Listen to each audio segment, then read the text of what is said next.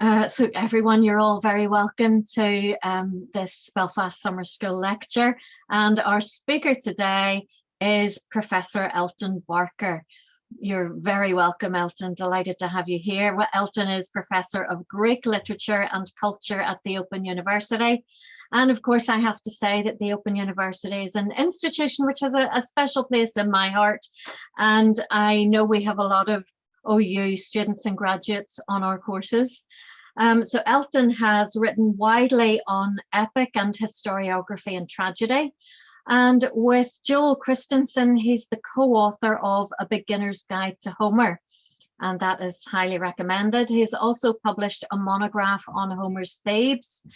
And since 2008, he has been developing digital methods and annotation tools for the study of historical geography. In 2019, he co-founded the Pelagios Network Association for linking online resources about places. So without further ado, today Elton is going to speak to us about swift-footed Achilles, tradition and innovation in Homeric epic. Over to you, Elton. Thank you so much, Helen. Thank you, everybody, for turning out on what is probably going to be a very hot day or hot evening for everybody out there. I've got my glass of water next to me. I hope you all are well watered up too. Let me share my screen. I don't really have much to share. I just have a handout, which many of you will already have. I think Helen circulated the handout rather annoyingly, as speakers are wont to do. I've changed things slightly. It's going to look more or less the same handout as you have, just the passages jigged around a bit, so you can kind of see the fault lines in my argumentation, as you can see the bits that I've been worrying about a lot. Basically, I want to look at one phrase in the Iliad, swift-footed Achilles, and use that phrase to kind of unpick a little bit about the kind of construction of Homeric epic, this idea of all poetry and all traditionality, and also to think about the politics of the Iliad. So kind of I've got two targets, if you like, 2 points I want to try and get across: how language works in Homer, how these units of utterance work in Homer, and specifically with this idea of thinking through key political issues and aspects of the Iliad that might sometimes, I think, be neglected. So this is, as I said, passage one on the handout, which is the same with all of my versions, is the first usage of swift-footed Achilles. This is lines 57 to 58, right at the beginning of book one. So it's there as a kind of a headline. After taking his stand among them, he spoke to them, swift-footed Achilles. Now, just thinking of how this has been translated into English, how I've translated this here, there's a tension between taking his stand and swift-footed Achilles. There's, why is Homer using swift-footed Achilles in this context of him standing up? It doesn't make any sense. And I think one thing that all theory, so thinking about how, really the work that Milman Parry and Lord did, thinking about how Homeric epic is not only orally performed but orally composed, think about how bards would be, poets like Homer would be constructing verse spontaneously in a performance context. That can help us get some way, I think, to understanding what's going on here. Homer gets to the end of the line. He wants to say, who's taking their stand? Well, it's Achilles. He wants to give a little bit more information about Achilles. And he reaches for one of those epithets, ready-made epithets, that says something about Achilles that fits the metrical line. So that's why we have swift-footed Achilles. Now, I think that's all very well, and I think that really shows us, I think, the essential orality of the text, but it's not very satisfying from an interpretive perspective. It's like a poetry by numbers in a way. Homer gets to the end of the line, can't think of anything else with related to Achilles, so he reaches for swift-footed, though it doesn't make any sense in his context. What I want to try to draw attention to is, and this is again, I think, fundamentally relating to the all poetics of the Iliad and Odyssey, and indeed Hesiod's poems himself as well. That is how these units of utterance, epithets like this, swift-footed for Achilles, where you can think of many turning Odysseus or much turning Odysseus, for example, how these epithets also give us a key characteristic, a key insight, a kind of almost like a snapshot of who these figures are. And that's what I want to try to kind of unpick here, who this figure Achilles is. What is it about him being swift-footed? So I want to give, so my second passage on the handout gives, I think, the essence of Achilles that's encapsulated by this Homeric unit of utterance, this swift-footed Achilles. This is deep into the Iliad now, near the end, in fact, book 20. As in anxious entreaty, I hope you haven't eaten because this is quite a gory bit. As in anxious entreaty, Tros tried to touch Achilles' knees with his hands. Achilles struck him in the liver with his sword, and the liver slid out of the body. The dark blood from it filled his lap. Achilles next closed with Mulius and stabbed him in the ear with his spear, and the bronze tip passed clean through and came out the other ear. Next he struck Achilles, Agonas' son, in the middle of the head with his hilted sword. Next he hit Deucalion. Okay, you get the picture. This is really swift-footed Achilles in action, right? This is, him decimating the Trojans. But notice I'm picking a passage here from book 20. For most of the Iliad, Achilles is not present. And here I think this is passage 3 on the handout is another instance, in fact, of this phrase swift-footed Achilles. And notice what Homer is telling us here. But he, this is Achilles, but he raged, sitting by the swift sailing ships, the divine-born son of Peleus, swift-footed Achilles. He was neither going to the agora, where men win glory, nor to war. Instead, he was eating up his heart, waiting there, though he loved for the battle cry and war. So for most of the Iliad, swift-footed Achilles is not being swift-footed, in fact. And even when he returns to battle, so, not only is he not in battle for most of the epic, in fact, he's not in the epic, it seems. Homer wheels him on in the beginning, then withdraws him, wheels him on again about a third of the way through in book 9, takes him off stage again, back again in book 16, and it's only in book 20, and that from that passage I read out just before, where we see him in action, our swift-footed Achilles. Even when he's back, though, notice what the kind of the tension, how Homer is playing with the idea of him being swift-footed. First of all, he's diverted from Troy. So he's killing all these Trojans, trying to get to Troy, trying to get to Hector, but he's diverted initially by Apollo, who's even more swift-footed. And Homer makes this point that, Achilles is chasing after Apollo, who keeps escaping from him.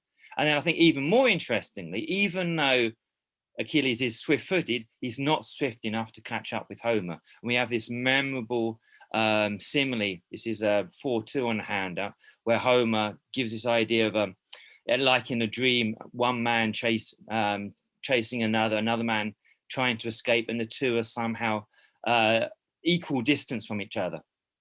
One can't escape, one can't catch up with the other. So here we see swift-footed Achilles not being swift-footed enough. And I think, therefore, that first usage of swift-footed is meant to be jarring. It's meant to flag up the difference of this. This is entirely traditional language. This is an entirely traditional setting. We don't need to be told who Achilles is or that he's swift-footed. This is our swift-footed Achilles. We know him from the tradition, but Homer is using it in a really unique context, getting up to speak swift-footed Achilles. And we're keyed into this from the beginning of the epic. Sing, goddess, about the rage of the son of Peleus. Notice how we passage 3 picks up on the proem, but he raged, sitting by the swift sailing ships. So the muse is going to sing about the rage of Peleus. That's fair enough. Rage is going to be a good epic motif, a good theme for an epic. We understand that. But notice where that rage is directed. We get the first hint with that ulumenin, that hangover word, destructive rage. Well, fair enough, rage is often destructive, but notice the target. It's not the Trojans, it's his own men, the Achaeans. And in fact, where we get to the end of this proem, we're going to be told that the conflict is between Atreus' son, Agamemnon, lord of men, and godlike Achilles. So here we are. This is Homer's Troy story. We know where we are. This is the Achaeans versus the Trojans. And of course, it is going to be that. We do see Achilles in battle. We do see him killing Hector. And therefore, we understand that Troy will fall. But for the most part of the epic, the conflict is in fact focused in, or the attention rather is focused in on the conflict between the Achaeans, between here Agamemnon and Achilles. So what I want to focus in on is that moment of standing up when we're told this is swift-footed Achilles. This is his action. This is what he's going to be doing in this epic, standing up to speak. So that's what I want to home in here with the rest of my talk. That is the act of assembly. Now I'm going to give you two contexts to this. So first of all is the Iliad understands, or Homer understands, that the assembly, calling an assembly, is formulaic. We have these formulaic lines for assembly in book 2. By formulaic, I mean lines that are repeated and seem to, through their very formularity, lay down, give an indication of the formularity of the debate arena itself, of the assembly itself. Agamemnon ordered the clear-voiced heralds to gather the long-haired Achaeans to assembly. They gave the order and the people gathered swiftly. Notice swiftly again, and kind of maybe a distant echo there of Achilles. So we have these formulaic lines that show us that the Iliad is fully aware of the institution of the assembly.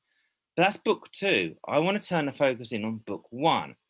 And the first moment of some kind of gathering occurs right after that poem, where we have Chryses, this old man, this old priest of Apollo, coming to the Achaean camp to beg, to supplicate the Achaeans, and expressly the sons of Atreus, Agamemnon and Menelaus, to get his daughter back. And this is what we get. This, after his appeal, this is what we hear. Then all the other Achaeans shouted assent to respect the priest and accept the glorious ransom. But it was not pleasing to the heart of Agamemnon, son of Atreus. He sent him away badly and issued a mighty word. Here we have what David Elmer has talked about as a state of exception. This ephimesan, the Achaean shouted assent, is unique. We don't get it anywhere else in the Iliad. Therefore, we don't really know how to translate it. It's an issue. It's meant to be a problem. And notice the problem. It's a split between the people, the Achaeans, and their leader, Agamemnon. And of course, it gets worse because behind the priest, Chryses, is Apollo. Apollo sends the plague on the Achaeans, and the Achaeans start dying. And it's in response to that that we get the founding of the assembly. This is passage 7 on the hand, that's 7:1. For 9 days, the god's arrow fell on the army. On the 10th, he called the people to assembly, the Laios, Achilles, that is. Notice that the name is the last on the line, Achilles, not Agamemnon, interestingly. For the white-armed goddess, Hera put it into his mind, for she cared about the Danaians when she saw them dying. And here I just give you a brief glimpse of what Achilles says in that opening speech. But come, let us see, ask some seer or priest. Why some seer or priest? Well, because there's a plague. We understand the cultural framework here is that Apollo must be the cause. So therefore, a seer or priest may know what's going on. So we have Achilles calling the not Agamemnon. Hera going to Achilles, not Agamemnon, not the leader of the people, but Achilles. I want you to kind of hold that in your minds. Now, what's going on with the assembly anyway? We get this very brief line. He called the people to assembly, the Laios to assembly. We then have him inviting someone to speak who may know what's wrong. Someone does stand up to speak. That is Calchas, the seer. But notice what he says. This is 7:2 on the handout. Achilles, you order me to speak, and I shall speak, but only if you defend me. For I think a man's going to get angry, a man who rules greatly over the Achaeans. Not very subtle here, I think, suggesting that it's Agamemnon is going to get angry. It doesn't name any names, but we all understand it's Agamemnon. And even if we had any doubts that it's Agamemnon, look what the king says in response to Calchas eventually. So I've cut a bit out. I'm going to come back to the bit I cut out in a second. This is 7:3, the king's speech, Agamemnon, seer of evil, never yet have you said anything I like. Always bad stuff is dear to your heart to prophecy. Nothing good have you spoken or accomplished. This is a really angry speech and not a very nice speech. And look what he says at the end. I wasn't willing to accept the shining ransom for the girl Chryses since I really wanted to have her at home. And let me tell you, I think more of her than Clytemnestra, my wedded wife. Now, Homer is well aware of the rest of the tradition, and I think this can only be an ominous echo of what's going to be waiting for Agamemnon at home with precisely this attitude. But that's perhaps another story to tell. What I want to keep focused on is what's happening here with the assembly. We have Achilles inviting someone to speak who knows what the problem is. Calchas says, yeah, sure, I will tell you what the problem is, but you'd better defend me.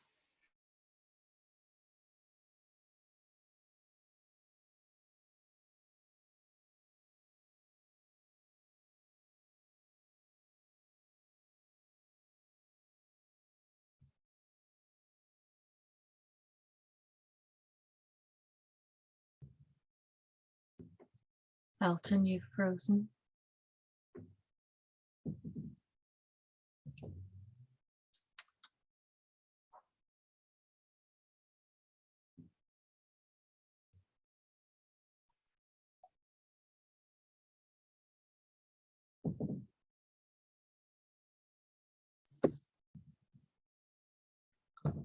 Hopefully Elton will come. Oh, Elton has dropped out completely. Okay.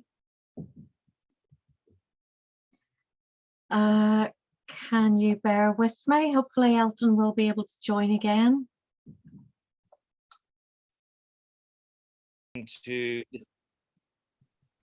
What Calchas was going to say was going to displease the king, and we see the king's displeasure, but the king's displeasure only goes that far. He doesn't in the end lay hands on Calchas, because Achilles, and this is passage 7.4 in a handout, basically gives Calchas that ability to speak truth to power.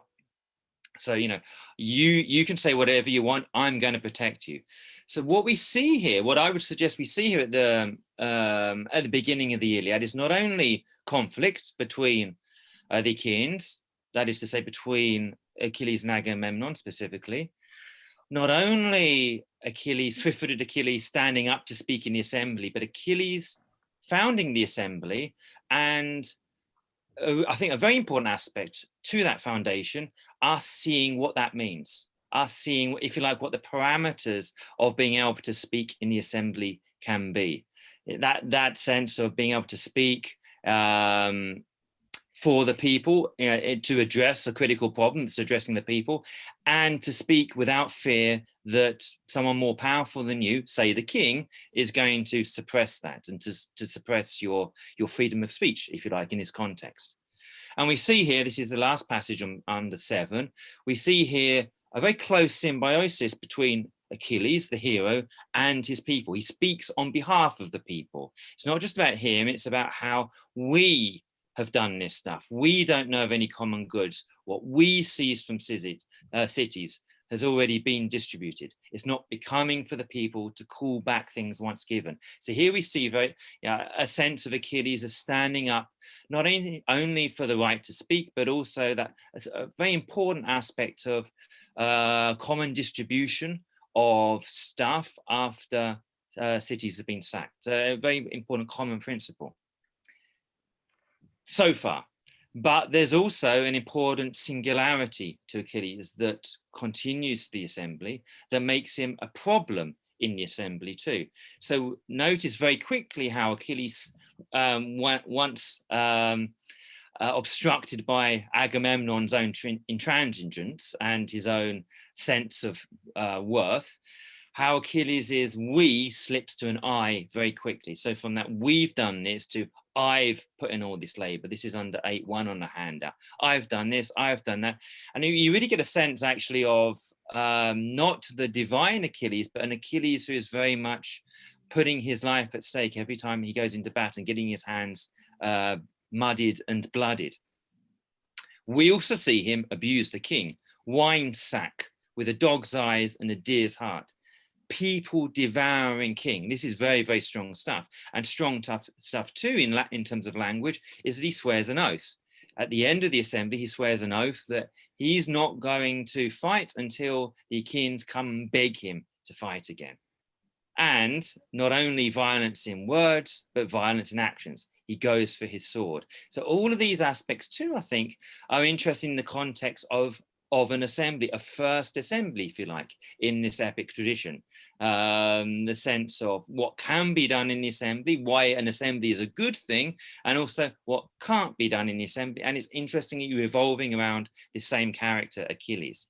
Now, there are two important mediations in this first assembly, which again, I think help us to understand the kind of parameters to the debate here and what's going on.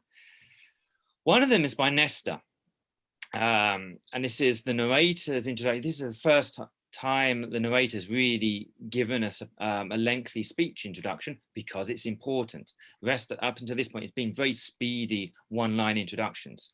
Between them, sweet-voiced Nestor arose, the clear speaker of Pylos, from whose tongue words flowed sweeter than honey. In his time, 2 generations of men had already perished. The sense that Nestor is somehow representative of the tradition. He's seen it all before. This makes him a perfect mediating voice. And note too, the language that Homer uses very closely recalls Hesiod's vision of the ideal king in the Theogony, the king who has honey poured on his tongue by the muses. A very close correspondence between Homer's introduction to Nestor and Hesiod's ideal king. But it's to no avail. This is Agamemnon after Nestor's mediation. Yes, old man, all you've said is correct, but this man wants to be above all others. He wants to rule over all, be lord over all, and to give all orders, which I don't think any will obey. And if the everlasting gods have made him a spearman when they allowed him to speak abusively, and divine like Achilles answered, interrupting here. So 2 points I just want to draw out here. First of all, Agamemnon totally loses it. And the notice that repetition of all, that kind of insistence that someone has dared to speak up to him. And they're kind of continually repeating words for all there. But most interesting is we have an example of interruption, an interruption in an oral poem. So Agamemnon's syntax breaks at this point. He hasn't reached the end of his point, and Homer brings in Achilles to finish off the assembly. Now, Agamemnon has mentioned one thing here that's very important. He says that the everlasting gods made him a spearman and they haven't allowed him to speak abusively. Well, that's not quite right. Before Nestor intervened, we had Athena. And this is at the critical moment when Achilles has been angered so much by Agamemnon's sense of worth and authority that he goes for his sword. So this is 9-2 on the handout. While he was deciding in his mind and spirit, and he was drawing his great sword from its sheath, Athena came from the heavens. For the white-armed goddess Hera sent her, since she loved and cared for both in her heart. Standing behind the son of Peleus, Athena tugged his blonde hair, appearing to him alone. No other saw her. So we see here, you could say a policing of dissent. You can stand up to the king, you can speak back to the king, but you shouldn't be killing the king or indeed anyone else in the assembly. So there's a policing aspect here. But notice what Athena gives. There's a kind of a negotiation here for Achilles to give up going for his sword. Athena gives him license to verbally abuse the king. Come, leave off your strife. Don't take your sword in your hand. Instead, abuse him. And that's precisely what we got in those passages before, when I said we had violent speech. The kind of speech, again, that's probably not assembly appropriate, but Achilles has license to speak because of the gods, because Athena has come down, stopped him killing Agamemnon, but then giving him license to abuse Agamemnon. So there are tensions within this first assembly too, which I think makes it so productive as a way of thinking about what debate means and what it should mean. And that's going to continue. So if you just bear with me for 5 more minutes, and again, sorry for the interruption before, 5 more minutes just to kind of round off what I want to say here. So we leave the 2 of them. This is passage 10 on the handout. The 2 of them standing apart, fighting with opposing words. And they broke up the assembly beside the Achaean ship. Agamemnon eventually, of course, agreeing to give up Chryses, but taking Briseis instead. Achilles going back to his tent, swift-footed Achilles going back to his tent and his swift ships to remain motionless for most of the epic. That tension that I drew attention to at the beginning. Swift-footed Achilles being stilled in this epic. Homer showing his version of the Troy story, which is very focused on conflict among the Achaeans. And it's significant conflict. We've seen the assembly set up. We've seen what you can do in the assembly, in many ways what you can't do in the assembly. And the rest of the Iliad, if you like, unpacks that. It continues the investigation, as it were. So I mentioned before, in book 2, we get the formulaic lines that shows that the Iliad is aware of the formalization of the assembly as some kind of institution. After those formulaic lines, so those formalizing lines, we have Agamemnon again being a problem. Zeus has set his plan in motion to give honor to Achilles, and that plan involves telling Agamemnon a deception, that basically he's going to sack Troy this very day without Achilles. So Agamemnon takes this and decides he's going to make a test of this. So he goes from calling the assembly to calling a council, saying this is going to be my great idea. Then it's a real problem getting everybody back together again. So we had the formulaic lines to the assembly, but then we need divine rumor to bring everyone back together again. And it's a continued problem, the assembly in book 2. Agamemnon anatomizing the people, no longer calling them the people, but almost seeing them as fellow heroes, each sharing a stake in Troy, and really they're not interested. Yeah, they want to go home, so they fly to the ships. They flee to the ships.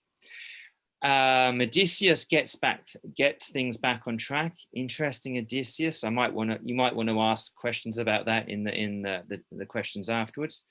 And then we have another figure coming, Thersites, extending this interrogation of what dissent from the king might look like, what an assembly might look like, who can speak in the assembly, being importantly raised. Why is Thersites a problem here? Why is he eventually beaten up by Odysseus and everyone laughs at him? Is it because he's a man of no stock? He's a man of the demos? Not quite what Homer says.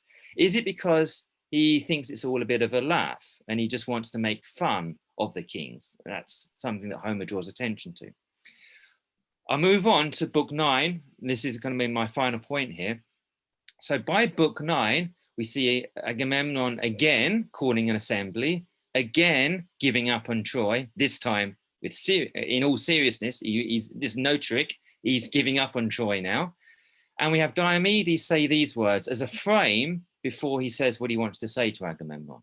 Son of Atreus, first with you I'll fight, since you've lost your wits. It's the custom, Lord, in the assembly, and you don't get angry. So I think this is a very important moment. We see here Diomedes, first of all, like Achilles before him, standing up to the king, but this time self-consciously drawing attention to that fact, drawing attention, he's going to stand up to the king and fight with him with words. So recalling Achilles' precedent in a way and telling Agamemnon, don't get angry. This is what we can do in the assembly. It's the custom. Now, various commentators have talked about, apparently in the assembly, it's the custom to be able to say, to speak back to the king. I would say it is now because of the precedent that Achilles had established in book 1, and the Diomedes is now consciously recalling. To the extent that in books 15, we get this very brief mention to the assembly. In the assembly, few of the Achaeans could beat him whenever the young men vied with words. Again, that very important correlation between the assembly and fighting with words, but this time it's a whenever. So by this point in the epic, fighting words become fully institutionalized in the narrative, in the epic. And this is my final point, this is all part of what I would say is the foundational story of the Iliad.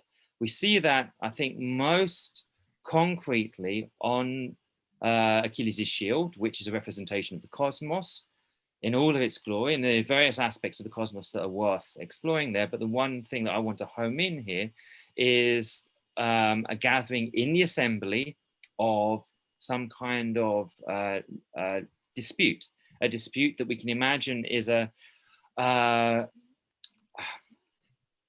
recollection of the kind of conflict that the Achaeans and Trojans are currently engaged with, but now fully formalized and institutionalized within an agora setting where you can resolve disputes peacefully amongst each other within the community.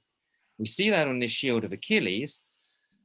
And again, what various commentators have talked about is how we see here, you know, a fully institutionalized sense of the agora and of debate and of competition. And people have also pointed to book 23, where Achilles calls the funeral games for Patroclus as an agon. And we see there also competition fully institutionalized. So there are various moments in the epic, near the end of the epic, where we see contest being formalized and institutionalized. I would argue that process begins from the beginning, and it is a process. It's not just a single event. And my final point would be to, if you like, look forward to the reception of the Iliad. Now, there are two final passages I want to very briefly consider. That is Aeneas' shield in Virgil's Aeneid, where we explicitly get the hero's shield evoking the future, basically evoking our history, a Roman history. So this is passage 16 on the handout, the old Loeb translation. Sorry for the bit of clunky prose here. But the point here is that we see on that shield Rome's history coming up to the present with the Battle of Actium, and Aeneas carrying that imagery of the Battle of Actium with Augustus victorious on his shoulder as he goes back into battle. In a similar way, I would suggest, to Achilles carrying the history of the Greek polis on his shoulders as he goes back into battle, with the agora now fully institutionalized within a polis setting. A polis setting that perhaps has come about, as the Iliad is represented things, because of Achilles' actions at the beginning of the Iliad. And the final passage, I think, is a really nice reading, I would say, a very nice reading of the beginning of the Iliad. This is a Katamen. It's a text that's difficult to place. It seems to be various appendages to it. That's really beside the point for my argument. What I'm interested here is that this Katamen, which is a formalized reimagining of a competition between Hesiod and Homer, the two great epic poets, reconceptualized, and kind of almost as if it's in a, let's say, an Athenian agonistic setting. Being in wonder also at this is, so Hesiod has said has given some of his best poetry, and Homer has responded with some of his. Being in wonder also at this, the Greeks praised Homer, so far did his verses exceed the standard, and they ordered that he be given the victory, but the king crowned Hesiod. Now, what I find really interesting here is that dynamic, that the people praise Homer, but the king praises Hesiod because the king gets a good write-up in Hesiod, perhaps not so well in Homer, as we have seen. But notice also the language used. Epenun is the language from that echoing that first usage in the Iliad, that moment of exception that David Elmer has drawn attention to. So here I think we have a really nice reading of that opening moment of the Iliad, where the formalization of contest began, and we see it's, if you like, the end point here with the Katamen, suggesting that it's, you know, with its very name as the contest between Homer and Hesiod, carrying on that tradition of Homer. So what I've hopefully done, although precisely those two things I wanted to set out to do with the interruption of the power cut, which is to say a few words about the All Poetics and the resonance of one particular phrase, swift-footed, to show that it can be both traditional. It can, when you hear swift-footed Achilles, you, as a member of the audience, you hear all of those other instances of when Achilles has been swift-footed on battle, killing Trojans and others perhaps, but also innovation in the way that Homer is innovating in his use by using that very traditional line to provide a jarring moment, to get us to think, hang on a minute, why swift-footed here? I'm hearing all this other stuff in my head where Achilles has been swift-footed, but it doesn't fit this context. What's going on here? And picking up on that point, the second idea that this is about the foundation of a political community, specifically the foundation of the place for debate, of the assembly, where you can contest with contest in words with a king. Thank you for your patience.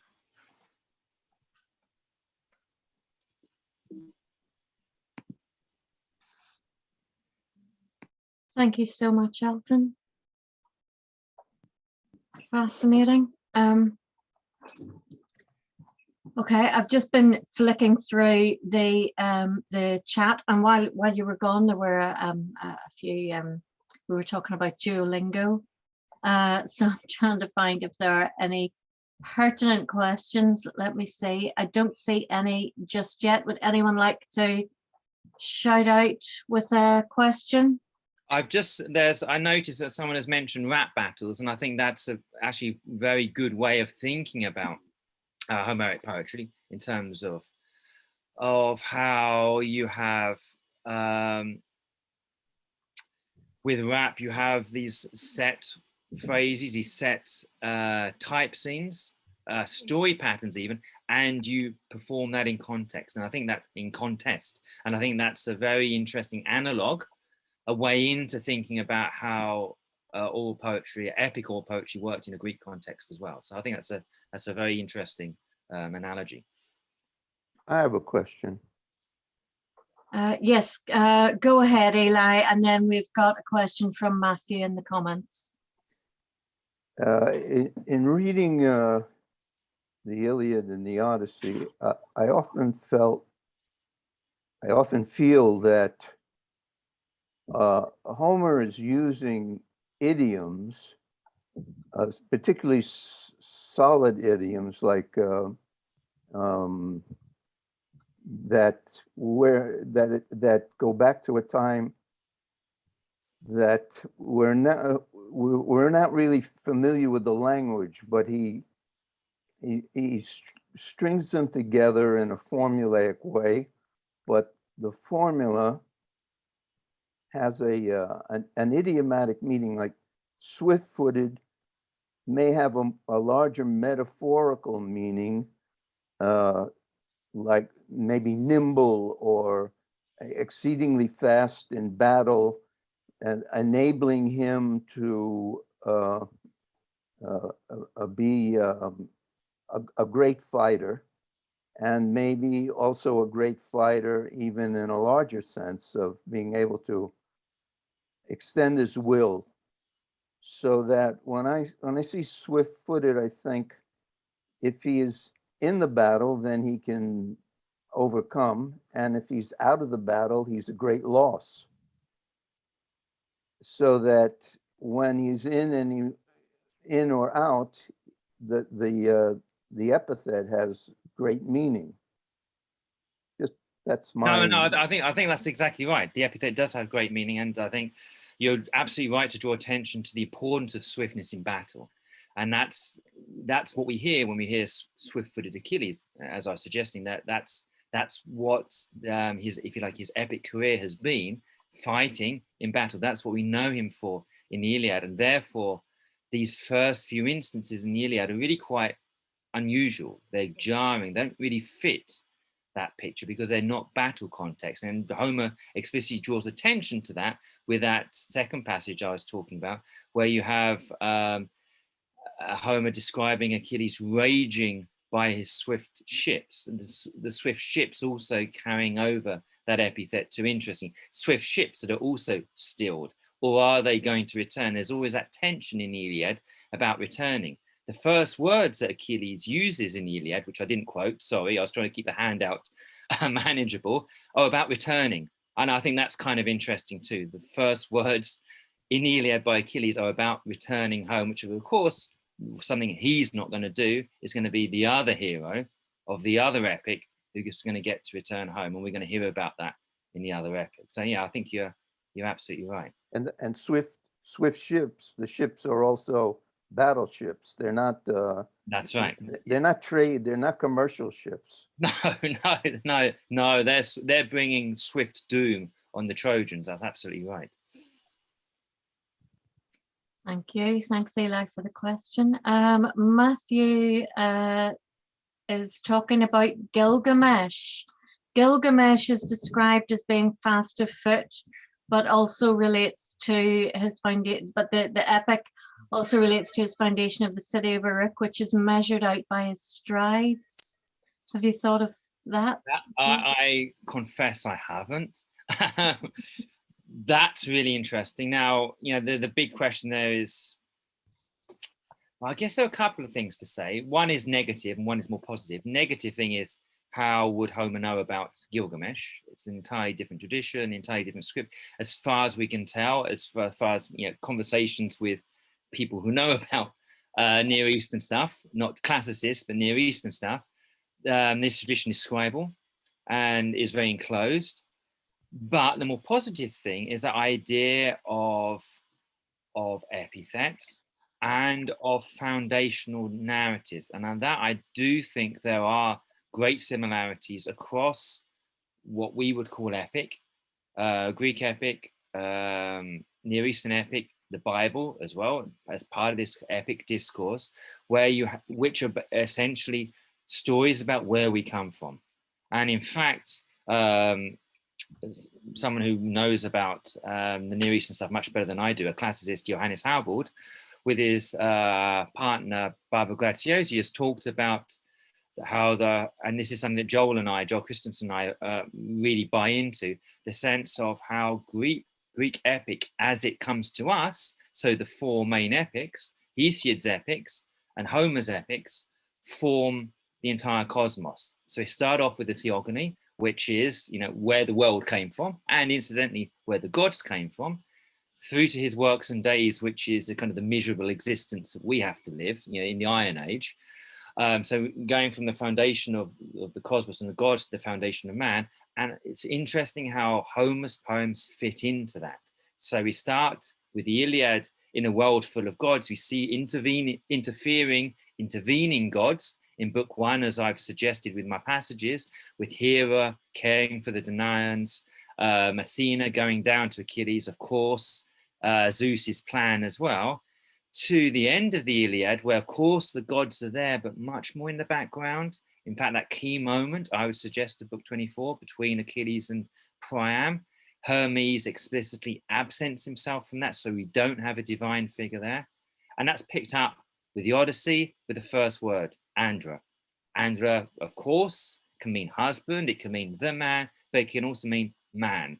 And in the sense that the Odyssey picks up the story of where we come from, and takes us through to, if you like, Hesiod's works and days. It's very interesting how the four Greek epics map out this cosmos, and I suspect that's the function of epic, and we see that also in these other traditions. Sorry, I can't say anything more explicit about Gilgamesh, but those points are really fascinating, and I'd love to know more. Okay, we've got some hands going up. So Joanne had a question, and then I've got Mark and Isabel and Lynn. Joanne, I've lost your question. Joanne, do you want to pop on and ask your question? I'll unmute. Thank you. I'm just thinking out loud. Thank you so much, Professor. Epic is my thing. Although if I was studying again, I think I'd choose really, really archaic little epigrams that didn't involve quite so much reading.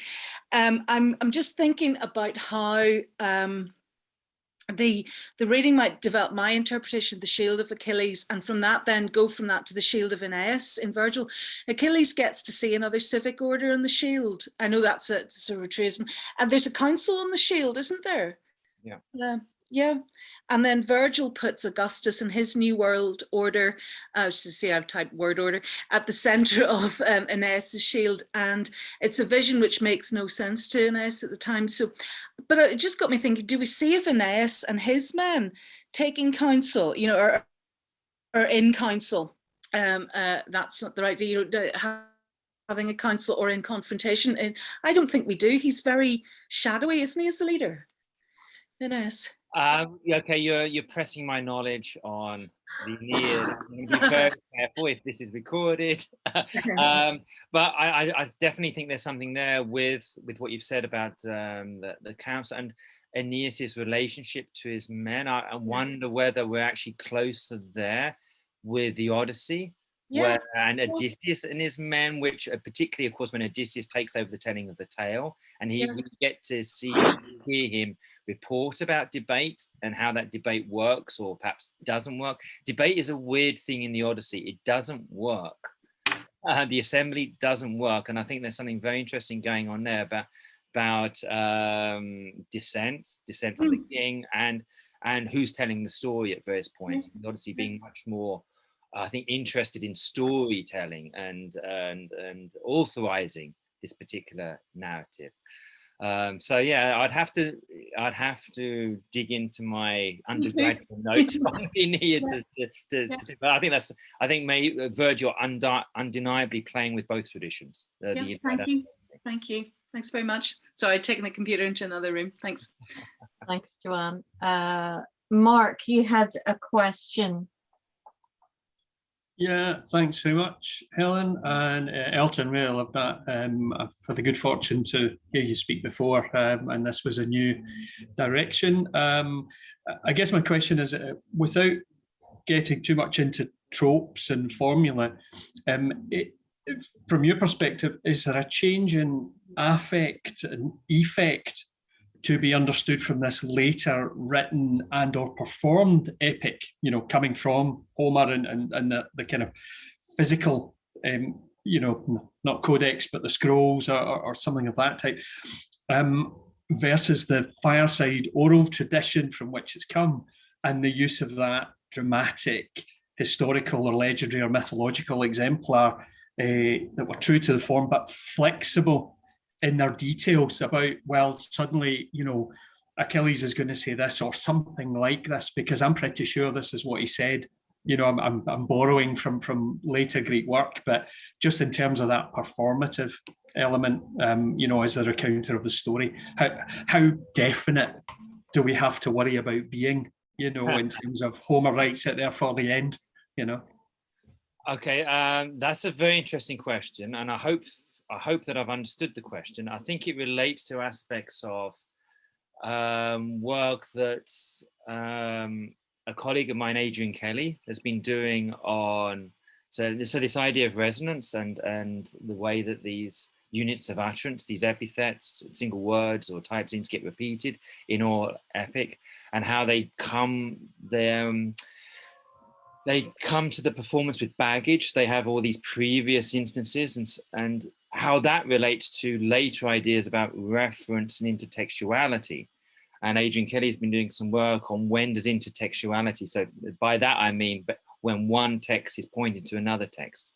Now, when you get to the point of Virgil, of course, every single line has been carefully crafted on everything that's gone before. So it's epic, but it's epic in a very different way. Referentiality, I would suggest, works in a very different way in Virgil.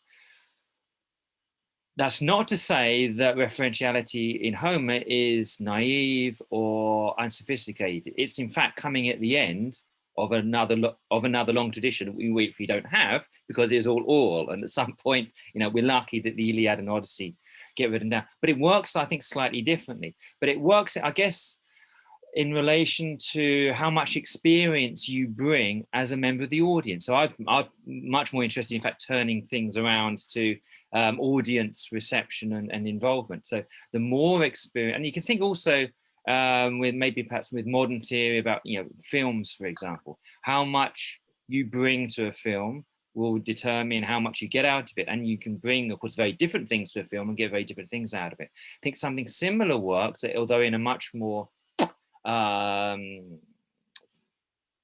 structured context, because this language is eminently repeatable. All poetics is eminently repeatable. So the more experience you have, the more, let's say, expertise you have of an audience member, the more you're going to get out of this poetry, because you will understand how these different units of utterance are working. I'll just give one, maybe I'll give you two examples, maybe. One is when Achilles learns of the death of Patroclus and his mother comes from the sea. She cradles him, he's lying on the floor. She cradles his head. He's lying in the dust. We get this phrase. I can't exactly remember what it is, but he's lying in the dust. His head is in his Thetis is cradling his his head. This is echoing his death. We get those exact same lines at the end of the Odyssey when we hear Achilles and Agamemnon almost being chums, very chummy in the underworld, which is really odd, typical Odyssean take, I think. And those lines being repeated, recalling the death of Achilles. So you can imagine this would have been in other epics, the death of Achilles. Famously, the Iliad doesn't show the fall of Troy, doesn't show the death of Achilles, but it's all there. And so the more experience you have in this universe, this epic universe, the more you get out of it. And what was the other example I was going to give? Oh yes, the Boule, the Dios Boule.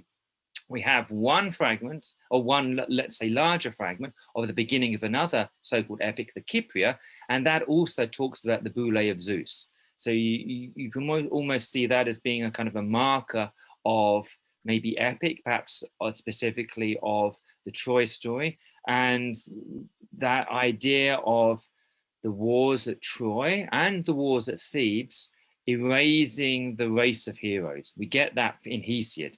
Hesiod's Works and Days, where he gives us the different ages of man. Famously, the age of the heroes is inserted within that. And he goes on to explain how it is the wars at Thebes and the wars at Troy that led to that, the death of the race of heroes. The Iliad is not explicit about that. It's only implicit. But again, if you're, let's say, a seasoned epic goer, you will understand what's behind that phrase, the Dios Boule. Hopefully that's kind of what you're asking. But no, it's touching those areas. Yeah, idea of referentiality, and I think my explanation might have been a little bit tortured because we're still trying to come to terms with this, I think, as academics and critics. How we can talk about, I think it's a very important question, how we can talk about referentiality in different kind of interpretive settings. Thank you. Next, there was a question from Isabel, and then Lynn, and I know Layla had a question. Isabel is asking, is Homer exploring or establishing the concept of irony, where Achilles' physical ability or trait of fast motion in battle is of no use in a changing society where battle now shifts to verbal warfare? Wow, that's a really interesting question. That would mean a concept of irony. I would have to think of. I'm sorry. I'm gonna have to play my Joker card, and so I'm gonna have to think about that. That's a very interesting question. I don't know, but what I would say is you do get a formalization, as I was trying to suggest, a formalization of conflict within certain institutional frameworks where. Ideally, of course, this is the ideal, and I think, as I've suggested, the Odyssey rather unpicks this ideal. But ideally, dispute can be negotiated within an assembly, or perhaps what would be the word, sublimated, I guess, within the context of the funeral games. And it's Achilles at each point. Achilles founding the assembly. It's Achilles' shield where you get that full institutional framework, where you get disputes being settled peacefully, and it's Achilles who sets up the agon, series of agons for his fellow Achaeans, where they compete with each other. So, of course, there's conflict there. The Iliad never shies away from conflict and the devastating consequences of conflict, but there are possibilities here, perhaps, for alternatives. And it's Achilles who is both the destroyer of people on the battlefield and also the founder of possibility. So that's how I would, that's how I want to take a question. Irony, I'd have to think about. Thanks, Elton. Lynn. Hi, Elton. Thanks. That was a really interesting talk. My question is probably really dumb, but here it is anyway. I was thinking it was something that Layla had actually said about epithets being reused. And you were talking at the beginning about swift-footed Achilles. I immediately started thinking of other swift-footed people in epic generally. Yeah. And anybody who knows me will know why I thought of this immediately.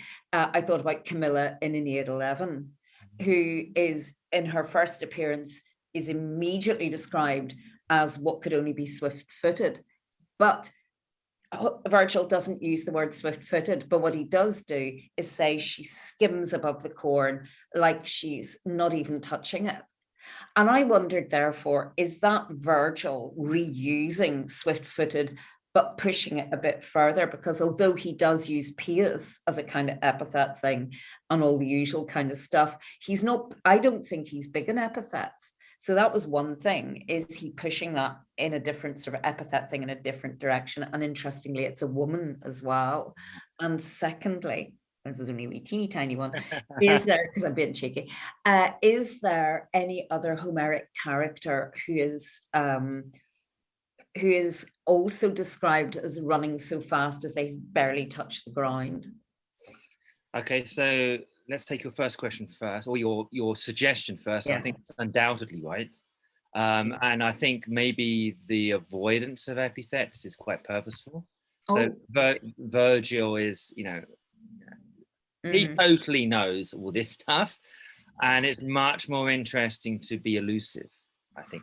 I would be very interested, and I really like the idea that it's applied to a woman, and I've already said this, I don't know the Aeneid well enough. What I'd want to do immediately is go and have a look to see what it would mean if we had Achilles in our minds at that moment.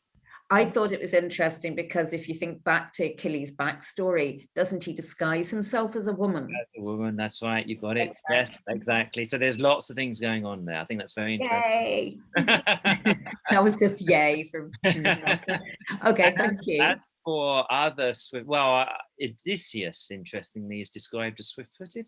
I can't remember if that's in the foot race that he wins in the Iliad. It's interesting that he wins the foot race. And of course, there are also games in the Odyssey that he also excels at. And again, Odysseus popping up as Achilles' alter ego, his antagonist, the guy who's going to, have his cake and eat it. Yeah. That tension between the two. Notice at various points of the Iliad where Achilles absents himself, Odysseus takes over. I kind of hinted at it with book 2, with the assembly. Achilles is no longer around. The assembly is kind of free form and very chaotic. It's Odysseus who gets things back on track, not only with cajoling the leaders or reminding them of their duties, but also beating up the lower classes and specifically Thersites. But he also gives a great speech about why they need to be there. And after book 9, where of course Achilles has rejected the embassy, interestingly led by Odysseus. It's in book if you like the dodgy book that comes afterwards, and one that we don't think is part of the Iliad because it's not Iliadic, it's Odyssean. It's Odysseus's night journey with Diomedes into the other camp. So again, Achilles no longer there, Odysseus taking over. And I think there's a constant tension there with the two heroes that's really encapsulated in the Odyssey, where we go down into the underworld and we hear, this is Odysseus telling us this, of course, that Achilles is no longer interested in all that glory stuff. What he'd really want to be is alive. And who's alive? Well, it's Odysseus. It's Odysseus. I think there's that constant. Really neat. Yeah. I would be looking at Odysseus for the swift-footedness. I just wanted to draw attention. I also on the handout, I did give you an image, and I think it's important to note, to observe that Achilles' swift-footedness is understood in the tradition more generally. It's not. I think it's absolutely key in epic or poetics that I've been trying to suggest in the way that this has been that phrase has been used, but it's also there more broadly in various different responses to this tradition. There we go. Thank you, Helen. And what's wonderful about this is, of course, it's static, right? Because you can't have we don't have animation in Greek pottery, but it's not static. To really make this work, you're turning the cup around, and what you then see if you do that is the Trojan figure on the horse, Troilus trying to escape on horseback, and Achilles there waiting to spring out. And so you get Achilles' swiftness encapsulated in the static image, which no longer is static because you are turning it in your hand. You are, if you like, enacting Achilles' swift-footedness. And actually, I just wanted to, you mentioned this elusiveness before with Camilla. I think it's also there in Homer, when you get that amazing moment again in that, the dialogue between Priam and Achilles, where Priam prematurely asks for he's been very warned, you know, don't mention Hector, not straight away. You're going to upset Achilles. He prematurely asks for Hector's body back, and we get a moment where Achilles springs up, and that word, that phrase "springing up like a lion" is used elsewhere in the Iliad to indicate a warrior springing up to kill another person. Now, in this case, it's Achilles springing up to give hospitality to Priam, but you get that ominous echo. Yeah. Interesting, it's playing with the idea of swiftness again. And of course, you can also think of how Achilles is not only swift-footed, he's also swift-fated. That's again in book 1 of, so right at the beginning of the Iliad, Thetis describes her son as orcus moros, swift-fated. So swift-fated, swift-footed works as a pun in English. It works equally well in Greek, I think. So that sense of swiftness is there. And I would say he's also swift to anger. He's swift in the assembly. It's all of these aspects of his swiftness, I think, that Homer is playing around with, not just the formal epithet. That's interesting, actually, because I think in the dim recesses of my mind that somewhere in Aeneid 11, Camilla has a simile or a metaphor which compares her to a lion. Oh, there you go. I think that, don't quote me on that, because I might just be fantasizing really here. But I think it is, and if it is, that's a goodie. Thank you so much. Thank you. My pleasure. Thank you. Brilliant. Thank you. Well, I think that you've actually answered Layla's question as well, about the swift-footed epithet. Is it reused anywhere? So I think we've exhausted all the questions, and we have kept you for much longer than we should have, Elton. Well, then that was in time. Well, not exactly my fault, but the fault was at my end, and I mean, what could I do? You do. So thank you so much. On behalf of everybody, thank you. Terrific talk. Thank you for answering the questions. I really appreciate you. Thank you for the questions. They were all really, really helped me think again about and this is one reason why I love doing this kind of thing. It's just, it makes me get enthusiastic about Homer again, and hopefully communicating some of that enthusiasm to everyone else here. Thank you. You have done. Thank you so much, Elton. Thanks for inviting me. Take care. Not at all. You're very welcome. Thank you, everybody, for joining us. Elton's colleague from the Open University is going to speak to us on Wednesday afternoon, Professor James Robson. So same time for something completely different. Something completely different. Yes. So same place. Do come and join us then. Thank you very much, everybody. Bye-bye. Thank you. Thanks, Elton. Thanks, Ellen, for arranging. Thank you. Thank you. Thank you. Bye.